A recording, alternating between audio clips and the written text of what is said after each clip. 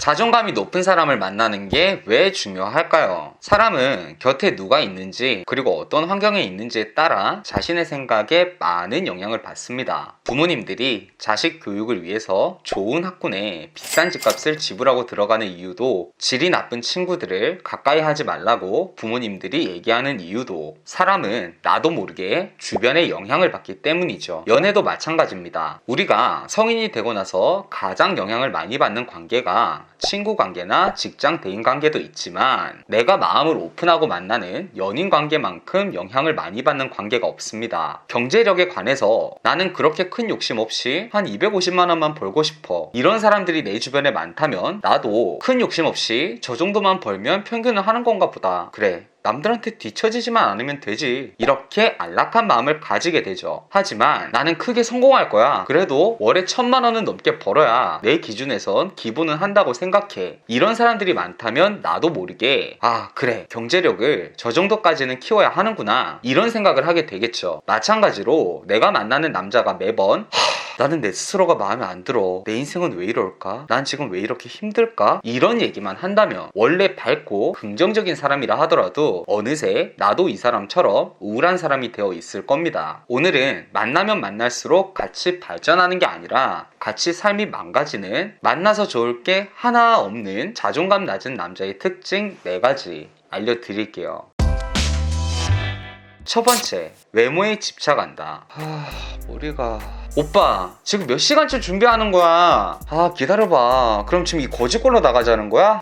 야 이제 가자. 알겠어. 사람은 자기 나름대로 자신에 대한 확신을 가질 근거를 찾고 싶어 합니다. 돈이 많은 사람은 나는 돈이 많으니까, 학력이 좋은 사람은 나는 대학을 잘 나온 엘리트니까, 집안 배경이 좋은 금수저는 나는 부모님을 잘 만났으니까, 이렇게 누구나 자신의 자존감이 형성되는 근원이 있죠. 젊은 여자들에게 추파를 던져서 주변 눈살을 찌푸리게 만드는 아저씨들이 상상도 못할 말들을 할 수 있는 이유도, 스스로는 나는 외모는 부족하지만 나는 그만한 경제력과 살아온 경험이 있어, 이렇게 나름대로 자존감의 근원이 있는 겁니다. 하지만 자존감이 낮은 사람들이 이런 자존감의 근원지가 없다면 그때부터 외모에 대한 집착을 하게 됩니다. 외모가 바뀌면 사람들이 나를 대하는 태도가 바뀌고, 그걸 경험하다 보면 외모에 더더욱 신경 쓰게 되죠. 외모 때문에 자존감이 낮은 사람들도 있지 않나요? 물론 외모에 대한 컴플렉스로 자존감이 낮은 사람들도 있습니다. 하지만 생각해보면 외모는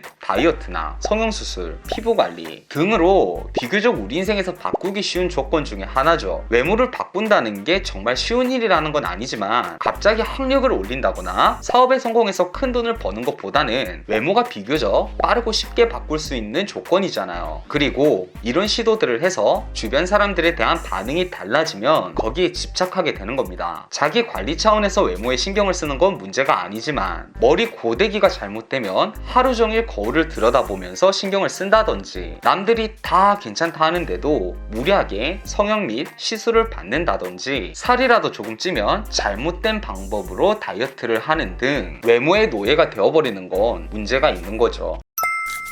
두 번째, 내로남불, 자기 합리화. 자존감이 낮을수록 타인에 대한 마음의 여유가 없죠. 자기 자신은 똑부러지는 스타일이라고 얘기하는 경우는 있어도 주변 사람들이 보기엔 쟨 진짜 성격 이상해, 뭘 저런 일로 저렇게까지 해? 이렇게 보여질 만큼 모난 성격이 도드라지죠. 흔히 말하는 갑질진상의 경우도 내가 당당하게 남을 억누를 수 있는 기회라고 생각하니 자신보다 약한 사람을 짓누르며 우월감을 느끼는 전형적인 자존감 낮은 사람의 특징인 거죠. 하지만 이런 사람들이 정작 자기 자신한테는 그렇게 관대할 수가 없습니다. 자신이 잘못했을 때는 타인에게 아니 뭘 그런 걸로 기분 나빠하냐, 애당초에 그게 뭐 정해진 거야?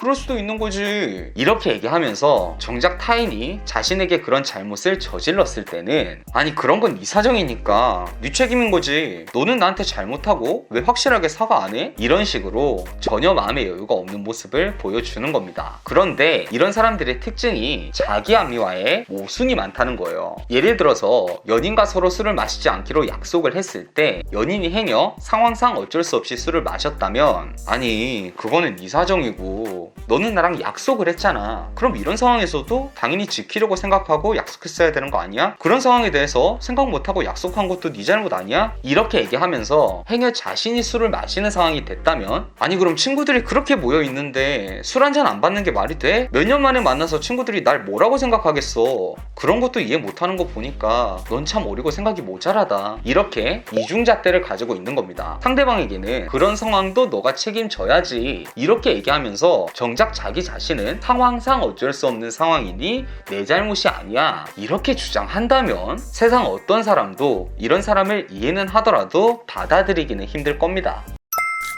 세 번째, 타인과의 비교에 과하게 예민하다. 타인과 나를 비교하면서 내 스스로의 자존감을 좀먹는 것은 좋지 않지만 자신의 자존감을 지키기만 위해서 이런 비교가 전혀 없는 것도 문제가 있습니다. 경쟁이란 결국 타인과의 비교를 통해 나 스스로에게 발전적인 동기부여를 하고 그 과정을 통해서 실제로 발전된 삶을 거머쥐는 과정인데, 이 사람들은 자기 당장의 자존감을 지키기 위해서 발전을 포기하는 겁니다. 나는 내 길이 있는 거고 남들은 남들 길이 있는 거지. 남들이랑 비교는 딱 질색이야. 비교라는 것도 굳이 불필요한 비교가 있는 거고, 상식적인 선에서 미달되는 부분에 대한 비교는 필연적으로 할 수밖에 없는 경우도 있습니다. 예를 들어 열심히 일을 하고 성실하게 삶을 살아가고 있는 남편에게 옆집 철수 아빠는 이번에 아파트 분양받았다더라. 넌 언제까지 우리 가족 전세로 남집살이 시킬래? 이런 비교는 결코 필요한 비교라고 할 수 없지만, 바람을 피고 있다던가 자식에게 폭언을 저지른다거나 도박을 한다거나 이렇게 상식적인 선에서 부족함이 있는 남자에게 다른 사람들은 다 이렇게 사는데 넌 왜 대체 그러는 건데 지금, 이렇게 말한다고 해서 같은 비교라고 얘기할 순 없죠. 이런 비교의 차이를 전혀 인정하지 않고 너 지금 다른 사람이랑 나 비교하냐? 아니 사람을 왜 비교하고 야, 이렇게 반응하는 남자들과는 앞으로 어떤 문제에 대해서도 해결할 수도 없고 결코 행복할 수가 없을 겁니다. 네 번째, 공치사가 과하다. 자신의 성과에 대해서 스스로 과대평가를 내리며 자화자찬을 하는 것을 공치사라고 얘기합니다. 자존감이 낮을수록 자기 자신의 성공적인 경험에 대해서 과대포장을 하고 거기에서 자존감을 얻고 싶어 하는 겁니다. 내가 이렇게 안 좋은 환경에서 이렇게 남들이 하는 만큼 따라왔어. 남들에겐 쉬운 일이겠지만 나는 더 불우한 여건에서 시작을 했으니까 나는 이 사람들보다 더 뛰어나고 대단한 사람이야. 이런 생각, 물론 이런 자기 인정이 앞으로 더 발전할 수 있는 바탕이 된다면 그건 좋은 상황이라고도 할 수 있어요. 하지만 이런 공치사에 사로잡혀서 자신이 부족한 면에 대해서는 전혀 인정하지 않고 이런 자신의 작은 성공만을 두고 자신에 대한 과대포장 뽕에 취해 있다면 그 사람은 결국 발전할 수가 없는 거거든요. 나는 한 달에 500만 원씩 버니까 사고 싶은 거 좀 사도 돼. 아니 내가 이렇게 열심히 일했는데 이런 거 하나 못 사? 분명히 난 힘든 여건에서 남들보다 열심히 돈 벌어서 돈도 제법 잘 벌었는데 내 통장은 왜 이래? 역시 타고난 금수저들 아니면 이 세상은 어쩔 수 없는 건가. 자신에 대한 공치사가 강할수록 자기 보상에 대한 열망이 강합니다. 내가 이렇게 힘든 여건에서 이렇게 했으니까 나는 이런 거 좀 누려도 돼. 월에 1000만 원 벌어도 10년 뒤에 모은 돈이 없는 것보다 월에 300만 원을 벌어도 착실하게 저축해서 그 돈을 불릴 수 있는 남자가 더 낫겠죠. 그러기 위해서는 자기 보상에 대한 결핍이 많은 자존감 낮은 남자보다 마음의 여유가 있는 멘탈 튼튼한 남자가 더 좋은 남자인 겁니다. 가장 좋은 연애는 나를 발전시킬 수 있는 연애다. 연애의 결론이 비록 이별이 될지라도 연애를 하며 남은 그 사람의 흔적이 나를 발전시켰다면 그 연애는 그 자체로 의미 있는 겁니다. 영상을 보시고 헤어지고 나서도 그때 그 사람을 만나서 지금 내가 이렇게 발전하고 성숙할 수 있었어. 시간이 지나도 그 사람에게 고마워. 이런 생각을 가질 수 있는 뽀얀 진국 같은 남자를 만나실 준비가 되셨다면 구독과 좋아요 그리고 여러분의 이야기를 댓글로 들려주세요. 저는 여러분의 연애를 맛있게 요리해드리는 연애 맛집의 연애 셰프 주인장이었습니다.